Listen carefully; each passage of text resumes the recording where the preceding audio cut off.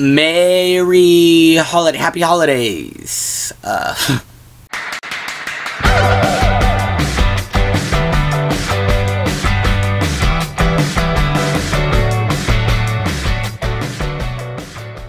What's good, everybody? Doing my top 5 Christmas movies. This is a Christmas type shirt I got in a Loot Crate last year. Super tight in the armpits. I don't even think I've ever worn it. I just said I needed to wear it for this video.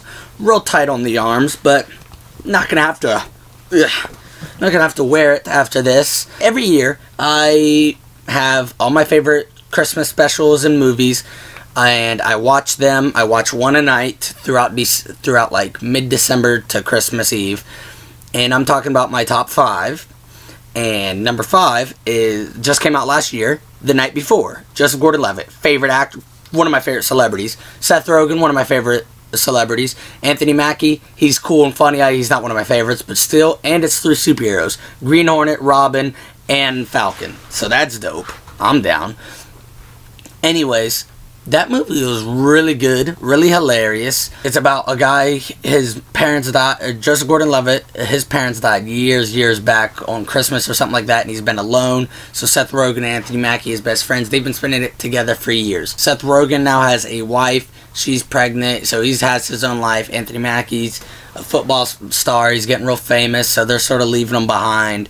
And he wants his pals back. They've been, each year, been hearing about this amazing party, but you have to get like a secret invitation, and it'll tell you the address.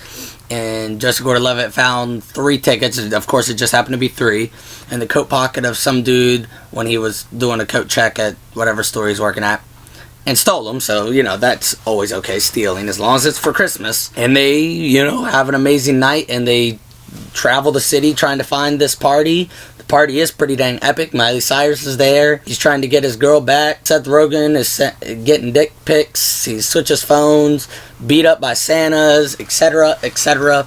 And there's some heartwarming stuff. I love the drug dealer. You're all gonna love him. It's funny. And Anthony Mackie's mom's goofy, and they're all going through their own thing, you know. But it's a good time. Number 4 is Unaccompanied Minors. I don't know, I think I got it on Netflix or something years back when people still got the Netflix DVDs. I mean, there might be people out there that do that. I don't know why I would have ordered it. It was probably because Chris from Everybody Hates Chris is in it. And me and my mom watched it one year. I think that was middle school, maybe, early high school. Fell in love with the movie. I bought it a couple years back, or probably got it for Christmas or something. Anyways, it's 5 kids. Well, kind of 6 because the main character's little sister. But either way, I don't even know any of the actors, but it's a dude.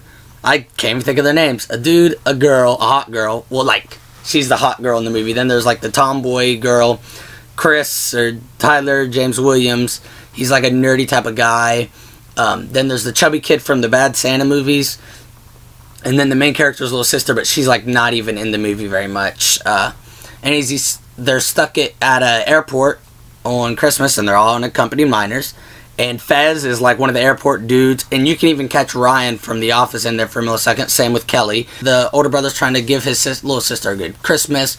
They're getting chased around the airport by airport security and whatnot, trying to ruin their fun. They get this amazing bond. Like, some of them, their parents are divorced. Some don't even really talk to them. Some have a mean step-parent, and it's just really, like, they all come together, and then they bring Christmas to everybody at the airport because the guy that runs it, like, hates Christmas, and so he doesn't decorate it all, and everyone at the airport was stuck there on Christmas, didn't get to go home, so they went and got a bunch of stuff from the gift shop and storage and stuff, and the unclaimed baggage warehouse, and they gave out those to all the passengers as gifts, and it was really awesome. It's such a cute movie, family friendly, so if you got kids or someone you want to watch it with, it's hilarious. It's a good little movie to watch, and it's always going to be one of my favorites. It's fantastic. Number 3 is The Santa Claus with Tim Allen.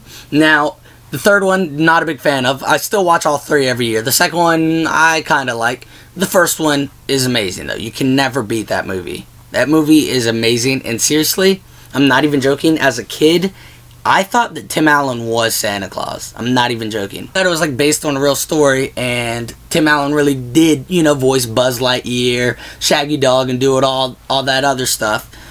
but I thought he was also Santa Claus. He made me believe he was Santa. I thought he was the one and only. I thought Bernard was up there, Curtis. I believed it. I really did. If you don't know what the Santa Claus is, well, something's wrong with you. That movie is so fantastic. Tim Allen is a divorced dad. His son, Charlie, comes over, and he doesn't really like coming over because it's just, you know, when your parents are divorced, most of the time it's you don't want to go to the dad's house. He's not very fun. And he lives with his mom and his stepdad, Neil. Neil cracks me up. The real Santa falls off a roof, and Tim Allen puts on the jacket, becomes Santa Claus. No one believes him and thinks that Tim Allen's going crazy, and they keep Charlie away from him. And it's like, it's such a sad movie, but it's so good. And he's gaining weight, keeps trying to shave, but he can't because he's getting fat and growing hair. He has to because he's Santa Claus. Those movies are classics, especially the Santa Claus. And I think basically everybody in the world at one point in their life thought Santa Claus was spelled with an E at the end because of that movie. I know I did, and I remember like junior, senior year, I had to correct like 3 of my friends because they were fighting on Twitter about how to spell Santa Claus. And I was like, guys, no, it's without an E. We all thought it was because of the movie, and they're all like, what? Number 2 is Jingle All The Way with Arnold Schwarzenegger. That seems like a, what? Arnold, what's he doing? That sounds crazy. It also has, What's his name? Sinbad, I believe. Yeah. Either way, Sinbad, I think who it is a mailman, and Arnold Schwarzenegger, he's a dad, and he's always busy at work, always missing what his son's doing. I think his son's name's Jamie, and his son wants the Turbo Man action figure, which is like the big superhero in that movie universe, and everybody's buying them for Christmas. They're selling out, and it's got all these action catchphrases and, you know, just everything a kid wants in an action figure. And he said he was going to get one for Jamie, but never did. And now he's rushing all over town, all the different stores, every place, trying to find a way to get that Turbo Man doll. Keeps running into Sinbad's mailman character. He's trying to get it too. They're all running all over the place. Their neighbor is trying to get with the mom. He's really creepy. I feel bad because I only seen him in a few older movies. He was real goofy and always weird and creepy. But like the guy that played him, I don't even know his name, but he died, I think, early 2000s, late 90s. Anyways, Jingle All The Way, I think I discovered when I was at my grandma's, like as a little kid. She had it on VHS. They made a second one. I don't remember who was in the second one. And either way, I never watched it, never planned to. Just movies like that, there's no need to shoehorn sequels, especially if you can't get the same actors. By the end of the movie, Arnold's character becomes Turbo Man in a way, and you'll see what I mean by that. And Jamie's all happy because he's got the real Turbo Man. I remember as a kid, because they were at the big parade, you saw the Ninja Turtles in it, and I loved it, because who doesn't love the Ninja Turtles? Always will be one of my favorites, always a classic. Love watching that every year. I have a quick honorable mention, Snow Day, and go watch that if you don't know what it is. Was on Netflix, not sure if it still is. And number 1, Dr. Seuss's How the Grinch Stole Christmas, the live action Jim Carrey one. I watched it every year on Christmas Eve. Me and my brother Chandler started that, I don't know, like 7th grade or something when he lived here. Watched it a couple years in a row, and then he moved out, but I kept watching it. Still to this day, watch it every year. Such a good movie. Yeah, they, you know, drag out, just like Cat in the Hat and every other Dr. Seuss movie, they drag out, you know, a 5-minute picture book into an hour-and-a-half long movie.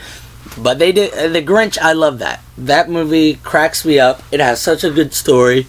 Cindy Lou Who in a relationship with the Grinch, and it's awesome because you see why the Grinch hates everything so much.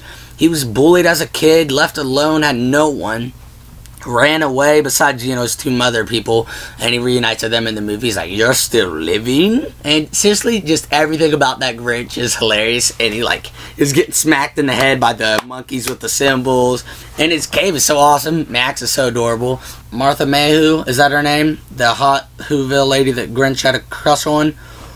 Whoa! And I find it very odd that in a kid movie, but I mean, they always had little things in a kid movie, but this one seems kind of out there when he lands right in her titties, you know? That seems kind of odd for a kid movie. I don't know. I remember I always loved the scene when he's like the, I don't know, the chair dude, whatever. He's up in the chair doing races and whatnot, and they're feeding him all the pudding and fudge and whatnot. I don't know why I loved that scene so much as a kid, but I did. And I used to take pudding and yogurts and fudge and brownies and stuff and just shove them in my mouth. to reenact that scene. I always loved reenacting scenes from movies, and I would always reenact that one. Another one I always reenacted was, which I always got annoyed because I had to clean it up afterwards, but I'd go through the kitchen and throw a bunch of stuff out into the floor like I'm throwing it into a bag and pretend I'm, you know, looting the house, and it would be like, he even took their last can of Who Hash. And I would always pull out a random can and just look like at the wall like I'm actually being filmed, which I wasn't, but still was always a good time. And the cat keeps appearing, like shoots out of the vacuum, the cabinets everywhere, attacking him. Oh my gosh, that's the best. And the mayor is such a douche, and then his assistant is such a kiss ass. And one of my favorite scenes of all time is when he's like when he comes back home after he gets a bunch of garbage, lays down in his bed, and he goes, oh, I wonder if I have any messages. 0 messages. And he goes, that's odd. Better check the outgoing. The message he leaves on the answer machine is like, if you even leave as so much as 1 syllable, I will hunt you down and gut you like a fish. And I'm like, obviously no one's going to leave a message. Then he starts eating glass, throws his socks, and they scoot away all gross like. But I like it when he starts whispering. He's like, hello, hello, hello. How are you? How are you? I asked you first. I asked you first. You're an idiot. You're an idiot. He goes, I'm going to whisper, so by the time it reverberates back to me, I won't be able to hear it. You're an idiot. And I die laughing every time as a kid. Tell you that is hilarious. And I like the end when they're all, who snore. And I don't know the lyrics. Nobody does. And the Grinch is like, who snore. That's my favorite Christmas movie of all time. Favorite Christmas movies. And if you have favorite Christmas specials, movies, etc., let me know in the comments below. And until next time, have a happy holidays. Hey yo, if y'all like what you just saw in that video, hit subscribe, give it a thumbs up. Even if you don't, I'm sure there's something here for you, like Venus de Milo. Who doesn't love a good female turtle with boobs? You know, that's always a good time. We got unboxings, we got fake swords, and we got real swords.